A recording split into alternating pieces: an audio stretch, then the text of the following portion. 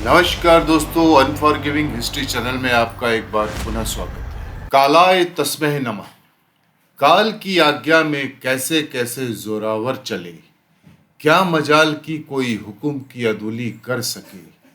राव चले, राणा चले, धनवान और निर्धन चले, कौन स्थिर रह सके जब काल का चक्कर चले। दुनिया के किसी भी साम्राज्यों के बनने में शौर्य, साहस, सामर्थ्य, सहनशीलता, सदाचार और सद्भाव का होना लाजमी है, परंतु पतन के लिए वैभव, विलास, वासना, वैमनस्य, विकृति ही काफी है। इसी कड़ी में और शिलालेखों के आधार पर अशोक के संबंधियों की वंशावली निम्नानुसार है। पिता बिंदुसार थे, माता शुभांद्रगी और धर्मा थी, भाई सुमन और विताशोक तथा महेंद्र, रानियां असंघमित्रा, कौरवाकी, देवी अथवा विदिशा महादेवी, शाक्य कुमारी, पद्मावती, तिष्यरक्षिता, ये सब सम्राट की 5 पत्नियां थी। पुत्र महेंद्रो, तिवाला, कुणाल, जालोका। कुणाल का विवाह कंचनमाला से हुआ था। उनकी पुत्री संघमित्रा चारुमती थी। दामाद अग्निब्रह्म, संघमित्रा का पति, और चारुमती का पति देवपाल था। पौत्र दशरथ, संप्रति सुमन। जिस घटना का उल्लेख आज किया जाना है वह इतिहास की किताबों, दिव्यदान, जैन धर्म की पुस्तक परिशिष्ट पर्व और वायु पुराण तथा शिलालेखों में संदर्भित उल्लेखों से निकालकर आपके समक्ष रखने का एक छोटा सा प्रयास है। बात प्रारंभ होती है ताम्रपर्णी अर्थात श्रीलंका से, जब अशोक के पुत्र ने वहां के राजा तिक्ष को बौद्ध धर्म स्वीकार करा दिया। वही राजा तिष्य एक दिन अपनी राजमहिषी के साथ बाग में भ्रमण कर रहे थे, तभी पास की झाड़ियों से एक सर्प ने उन्हें डस लिया। अचानक यह देखकर रानी की सेविका ने सारी मर्यादाएं तोड़ते हुए राजा के सर्पदंश को अपने मुंह से चूसते हुए सारा विष निकाल दिया। तब तक वैद्य आते राजा तिष्य चेतना में थे और परिचारिका मूर्छा में पड़ी थी। राजा तिष्य ने उसके इस परम साहस को देखते हुए उसे नाम दिया तिष्य रक्षिता, और उस दौर में दासों, गुलामों और अन्य वस्तुओं को भेंट स्वरूप मगध को भेंट दी जाती थी, जहां सम्राट अशोक का राज हुआ करता था, और उसी भेंट स्वरूप तिष्य रक्षिता का मगध में आगमन होता है। वंश क्रमों से सरोकार रखने वाले बौद्ध ग्रंथों महावंश और दिव्यावदान में अशोक की इसी अंतिम अग्रमहिषी को तिस्सर रखा कहकर पुकारा गया। वास्तव में पाली साहित्य तिस्सर रखा के दंत कथाओं से भरा पड़ा है। कारण तिष्य रक्षिता अतिशय कामुक थी, जिसे कि अंग्रेजी में कहते हैं निम्फोमैनियाक। शील और संयम के रूपकों को हमेशा अपने औचित्यहीन निर्वाह के लिए क्लेश और कषाय के दृष्टांशों की आवश्यकता पड़ती है। तिष्य रक्षिता का विवाह जब अशोक से हुआ, तब अशोक और तिष्य रक्षिता के बीच आयु का बहुत अंतर था। वास्तव में वह अशोक की चौथी पत्नी असंधिमित्रा की परिचारिका थी। उसके सौंदर्य पर अशोक की दृष्टि पड़ी तो उसे मौर्य सम्राट के रनिवास में स्थान मिल गया। अशोक के संतानों में हमें महेंद्र और संघमित्रा के बारे में जानते हैं, जिन्होंने विदिशा में बौद्ध धर्म की दीक्षा ली थी और फिर धम्म का प्रचार करने सिंघल द्वीप चले गए थे। उसके 2 अन्य पुत्र तीवर और जलौक थे, लेकिन अशोक का सबसे प्रसिद्ध पुत्र था कुणाल, जो उसे अपनी तीसरी रानी पद्मावती से हुआ था। कुणाल अशोक के पुत्रों में सबसे कुशाग्र था और अशोक ने मन ही मन में उसको अपना उत्तराधिकारी चुन लिया था। कुणाल की आंखें बहुत सुंदर थी। वास्तव में कुणाल का शाब्दिक अर्थ ही सुंदर नेत्रों वाला होता है। तिष्य रक्षिता और कुणाल की वय लगभग समान थी।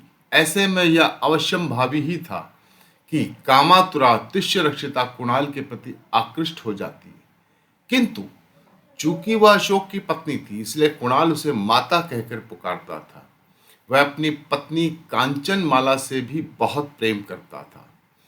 कुणाल अवदाना के अनुसार पाटलिपुत्र के सम्राट अशोक की अनेकों रानियां थी। उनमें से एक थी पद्मावती, जिसका पुत्र कुणाल था। कहीं उसे वीर कुणाल कहा गया है और कहीं उसे धर्म विवर्धना कहकर संबोधित किया गया है। कुणाल की आंखें सुंदर तो थी ही, उनमें लोगों को सम्मोहित करने की भी विशेषता थी। ऊर्जा से भरा एक पूरा गठीला बदन उसके पौरुष की पहचान थी। उसकी अनेकों विमाताओं में एक तिष्य रक्षा भी थी। बूढ़े अशोक की युवा रानी, जिसके सौंदर्य के आगे अप्सरा भी शर्मा जाए। तिष्य रक्षा कुणाल की आंखों के सम्मोहन से मोहित हो गई। उसके प्रेम के लिए इतनी आतुर हो गई कि एक दिन कुणाल को अपने कक्ष में बुलाकर अपने बाहुपाश में जकड़ लेती है और प्रणय निवेदन करने लगती है। कुणाल किसी तरह अपने आप को अलग कर अपनी विमाता को धिक्कारते हुए कलंकित होने से बच निकलता है। इस प्रकार तिरस्कृत किया जाना तिष्य रक्षा के लिए असहनीय था। क्रोध से कांपते हुए अपनी शैया में गिरकर लौटने लगती, कुछ देर बाद सहज होकर दृढ़ निश्चय करती है कि वह उन आंखों से बदला लेगी जिसने उसे आसक्त किया था। कुछ दिन बीत जाते हैं। तक्षशिला से समाचार मिला कि वहां का राज्यपाल संभवतः तिष्य रक्षा के कहने पर बगावत पर उतारू है। उसे नियंत्रित करने के लिए सम्राट अशोक ने अपने पुत्र कुणाल को चुना। कुणाल अपनी पत्नी कंचनमाला को साथ ले, जिसके प्रति वह पूर्ण निष्ठावान था, एक सैनिक टुकड़ी के साथ तक्षशिला की ओर कूच कर गया। इधर सम्राट अपने प्रिय पुत्र कुणाल की विरह में बुरी तरह बीमार पड़ गए। तिष्य रक्षा की देखभाल और दिन रात की सेवा में सम्राट अशोक पुनः स्वस्थ हो गया। सम्राट ने प्रतिफल स्वरूप तिष्य रक्षा को एक सप्ताह तक साम्राज्ञी के रूप में साम्राज्य के एकल संचालन के लिए अधिकृत कर दिया और राजकाज चलाने हेतु दंत मुद्रा उसे सौंप देता है। बस तिष्य रक्षा ने इस अवसर का फायदा उठाना चाहा और तक्षशिला के राज्यपाल को निर्देशित किया कि वह कुणाल की आंख निकाल दे। यह पत्र धोखे से कुणाल के हाथों पड़ जाता है और अपनी विमाता की इच्छा पूर्ति करते हुए उसने स्वयं अपने हाथों से अपनी आंखें फोड़ ली।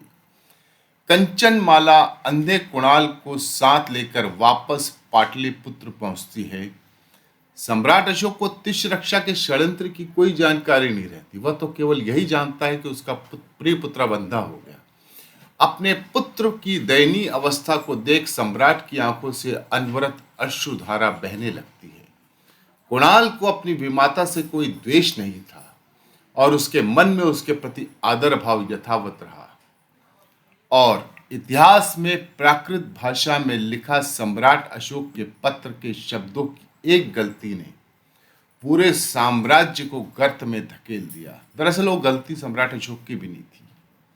वो शब्द था अधियव, जिसे दंत मुद्रा राज चलाने के लिए प्रयोग में लाई जाने वाली मुद्रा का सहारा लेकर तिष्य रक्षिता ने अंधी यव कर दिया।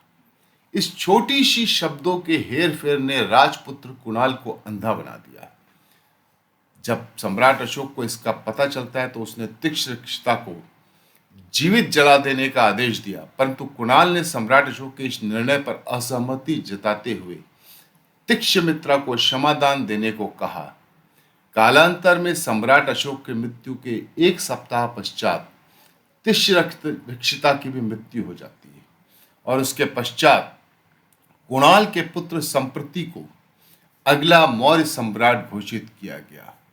उसके थोड़े दिनों के बाद मात्र 1 साल तक शाली शुक ने राज किया और सबसे अंतिम मौर्य सम्राट बृहद्रथ हुआ, जिसकी उसकी ही सेनापति ने हत्या की थी और उस सेनापति का नाम था पुष्यमित्र, जिसने आगे चल शुंग वंश की स्थापना की। वासना और गलत चाह ने वैभवशाली मौर्य साम्राज्य का पतन कर दिया। अब सबसे बड़ा सवाल, पूरे राष्ट्र को धर्म का पाठ पढ़ाने वाला सम्राट अशोक कैसे एक परिचारिका के मोह पाश में पड़कर यह गलती कर बैठा। साम्राज्यों के पतन की इस अनोखी दास्तां का यह एपिसोड अब समाप्त होता है। उम्मीद करता हूं आप सबको पसंद आया होगा। नमस्कार।